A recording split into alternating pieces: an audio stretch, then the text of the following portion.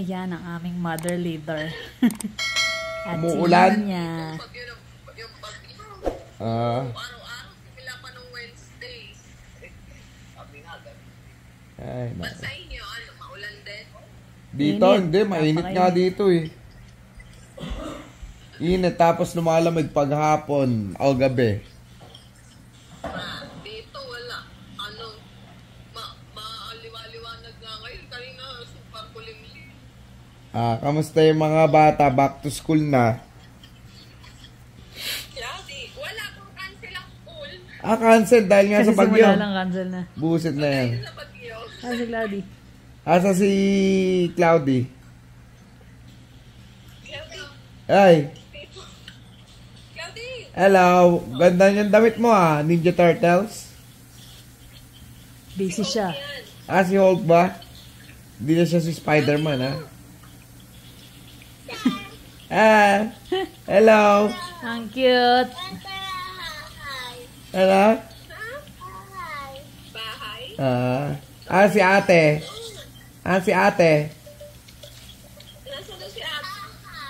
Sa bahay. Nasa bahay. Sa bahay si ate. Nalaro kasi yung kaya hindi. Kaya nga busy. Si mother leader, kamusta naman? Ayan. Ano oras nagising ka? Nung nakaraan, wala sa mood yan. Nung nakaraan, tumawag kami dyan Ito si Shakira. Si Shakira, hello. Oo. Nag-day off si King. Oo. Nung nakaraan, tumawag kami dyan. Kausap namin siya, tsaka si King. Nakaabang doon sa may pintuan, parating na raw ba? Parating na, Sabi niya, parating na sila. Tapos, inaawat ni King, ayaw, nagagalit. Eto na yung inaantay mo, Di tumawag ako, pinakausap ko. Di yan, sabi nga. Sabi na, wag na. Huwag ka nang Huwag ka nang pumunta rito, Sabi nga sa akin, galit Gagalit siya, Tagal-tagal nyo. Huwag na kayo pumunta. Yung kapitbahay. Hanggang sa kinakausap na ako na naging lola bebang na, pati ko naging si tatay na. Ikaw. Ay, naka. Hindi na lagi pagtala. Suntukan na naman. Suntok na naman Suntukan na naman Kaya nga, hindi tayo makakaalis. Tignan mo, makulit-lit na naman. Alis ba kayo dapat? Ito na lang tayo. Sap-sap na. Isang pangaka. Kaya pala naka-jacket siya, giniginaw. Giniginaw ka? Oo. Giniginaw ka daw ba? Talagang kanya na. Mailit yun Mailit Ay. Ganun ba yan? Parang maaraw sa salubot naka-jacket Puputi ka talaga dyan. Palong-palutot na naman. Ay, na. Nakakamuisit ang yung pagka kakain. Tapos naglaro na ganun. Nang-visit ako dahil ayoko na mag-ikay, ingay. Mag-ingay. Napakaingay. Sabi ko mga visit sino yung mga yun? Ay, yung mga pinatilo, yung mga gano'n. Sino yun? Ano mga pangalan? Kasabay niya. Pati ako dinamay mo pa. Siyempre, kailangan lagi kang dama. Kailangan lagi may sisihin Laging ganyan yan. Simula nung mga bata kami, may mga naglalaro lang doon sa may tapat ng bahay. Ano ba kayo hingin nyo? Sisigaw yan. Paano yung girlfriend mo? Hindi kasabay. Hindi. Hindi maalam. Girlfriend, asawa niya yun? Hindi rin malaman kung ano yung sasagot.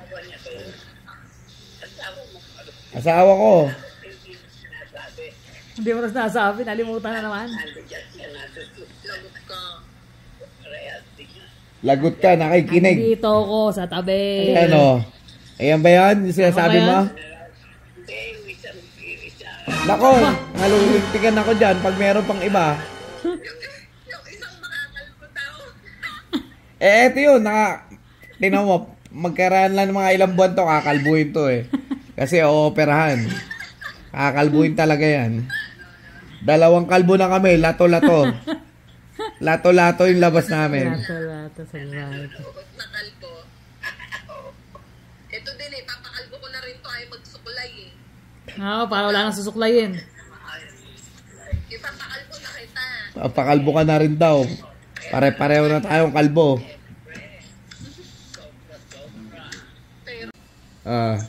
Ulit. Kulit bulilo na. Sige, ingat kayo.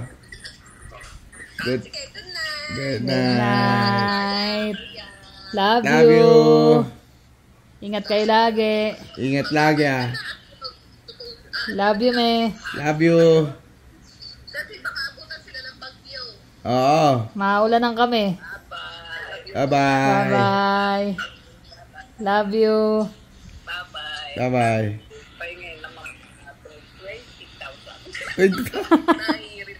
20,000. 20,000. Bigyan ng jacket yan. Bibigyan ka na lang ni Kuya Will ng jacket. Sige. Good afternoon guys. Ayan. Kauwi ko lang. Init. 4:30. Bukas pala yung bintana. Bukas yan, Jermaine. Bukas. Bukas pala yung bintana. Yan, kauwi ko lang eh. Namalengke ako ng mga karne ni Carla kasi may mga order siya. Yan. Medyo busy. Yung kargador namin eh. Yan na yung neighborhood namin ngayon. Halos kumpleto na. Lilipat na lang. Yan buo na oh. Masyadong gumagawa ngayon. Dati puno-puno yun. Ay naka. Yun yung munting garden namin. Munting garden. Nag-iiba na yung kulay niya kasi magwi-winter na. Fall. Kapitbahay namin pinalitan ng mga bato-bato eh. Sa amin baka maging ganyan na rin. Pasok tayo. Pasok tayo sa aming yun. Sa aming cactus garden.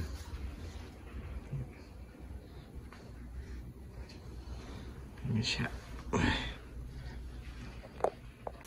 Ayan.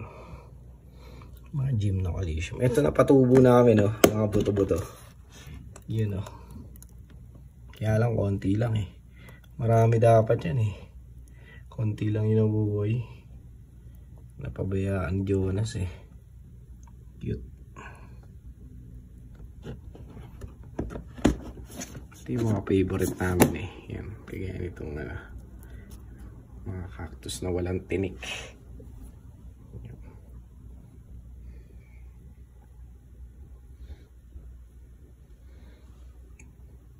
Ito mga Howard ito eh.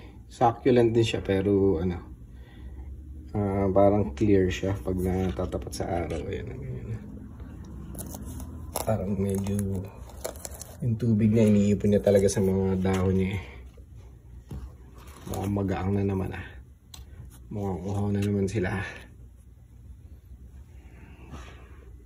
Yung pa iba. Ulaklak pa, maabol pa bago mag-fall. Yan yung favorite ni Carla.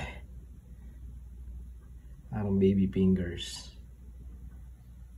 Tsaka itong litops. So ito yung yan nga pala yung pinabili ni Carla kanina.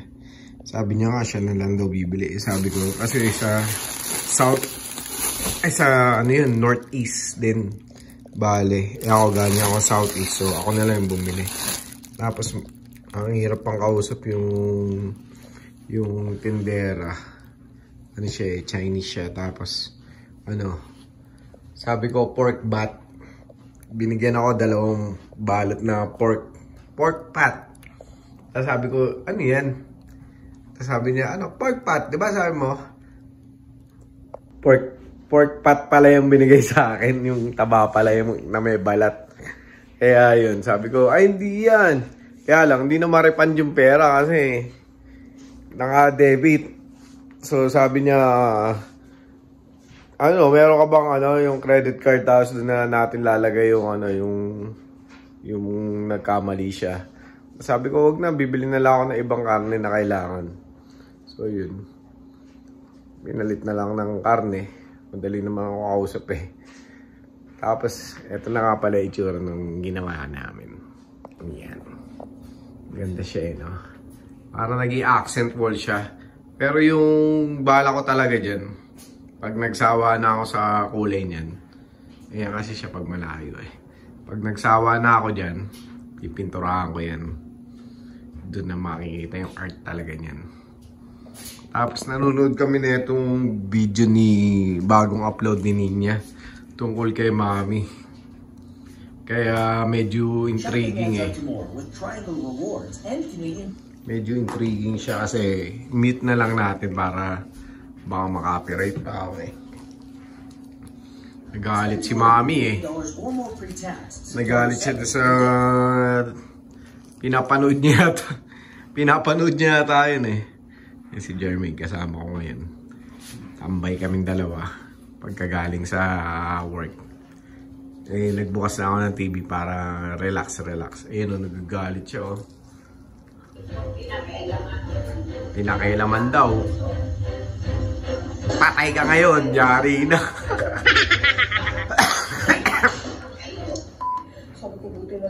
Ay no, ayun.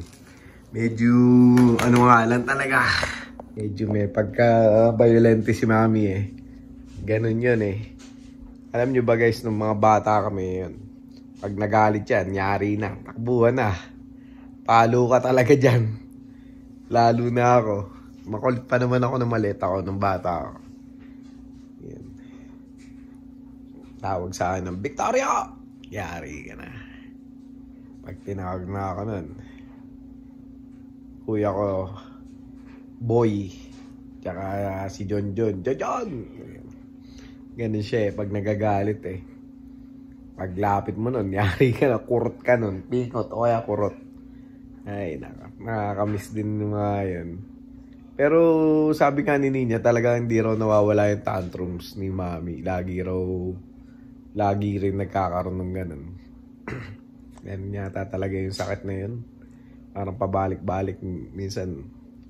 Nagiging moody ka. Nagiging moody yung tao na meron nun. Pero at least nung time na nakasama namin siya, nagkaroon siya ng content tantrums pero nadadivert ko naman. Kahit sinusuntok-suntok ako, na bibiru-biruin ko lang, ganyan. Kaya sobrang saludo kami sa mga caregiver. Tsaka yung mga nagtatrabaho sa mga nursing home, sa mga sobrang nakaka-touch. Kasi minsan higit pa sa magulang nila yung inaalagaan nila. Sabi ko nga kay Carla, kasi si Carla nagtatrabaho rin siya sa retirement home.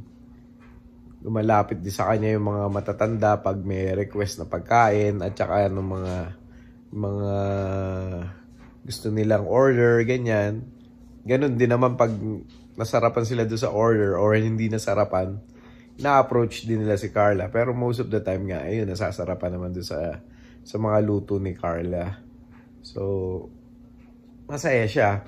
Kaya lang, pag dumarating yung time na, syempre, kaya nga nila dinala yung mga magulang nila ron para makapagpahinga, ganyan, less stress.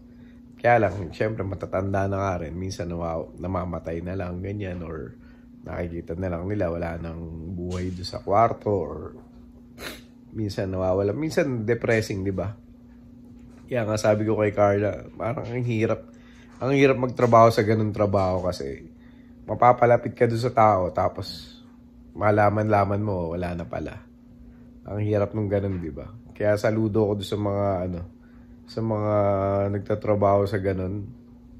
Sabi ko, kahit pagod na pagod yung katawan ko sa trabaho or mabigat yung trabaho. Mas gugustuhin ko pa kaysa magtrabaho sa nursing home. Kasi ang hirap din talaga emotionally. Tsaka, syempre, na-attach siya yung tao. Lalo na kung may mga magulang kayo na mga may edad na or nawala na. Syempre, yung longing mo dun, yung longing mo dun sa tao, napupunta sa attention niya, ganun. Kaya parang, sabi ko, iba-iba yung ano, hindi basta, gusto ko maging caregiver ka, hindi. Mabigat. Mabigat siya. Parang kala lang ng iba madali lang, pero hindi talaga eh. Emotionally attached siya, tapos gaya nga minsan medyo violent yung patient. Sasaktan ka nila. Kung medyo hindi mo sila naiintindihan or mahina yung mahina yung pangangatawa, masasaktan ka talaga. Hindi ko sinasabing malakas yung sila Elsan tsaka si ibig sabihin, yung mao-offend ka ba? Kaya kailangan mahaba yung pasensya mo talaga sa kanila. Kaya maraming salamat sa mga tagapag-alaga ni Mother, si Elsan at si Key, tsaka si Shakira. Si Shakira kasi reliever. So, yun. Hindi namin siya masyadong nakakausap. Ganyan. Bihira lang kasi nga. Hindi laging nando doon. Tapos, hindi lang yun. Meron ding mga ibang mga instances na kagaya nung kinuwento ni Carla nung one time. Meron daw matanda na sobrang napalapit siya doon sa caregiver niya. Parang nung namatay yata may iniwan na envelope, may lamang pera. Pero mo yun, no? Sobrang sobrang attached na yun sa reward. Tsaka may napanood din ako dati yung kanino ba yun? Kay Sharon Cuneta yata yun. Yung parang siya yung caregiver din siya nung matanda. Tapos nung namatay na yung matanda, may binigay yata sa kanya doon. Nagseselos mga anak eh. Akala may gusto niya mapangasawa yung matanda para makihati doon sa mga mamanain niya, pero hindi naman ganoon, di ba? Yan. Tanda ko na. Yun nga yun, yung movie na yun. Pero hindi ko na alam yung title nun. Sa UK yata sila nun eh. Yan. Na-share ko lang naman kasi nga napapanood ko yung video ni Ninya na parang ang hirap nga. Lalo na nung dati pag nagme-message si Ninya, kaya ang hirap nga. Pero ganun talaga eh. Malaki rin talaga yung sacrifice si Ninya rin. Ganun din. Sila yung nagko-comfort din kay mami pag nandun, kunyari, nagagalit na. Kaya alam, minsan hindi na rin nakakaya ni Ninya. Yan, yung mga bata. Ay, naku.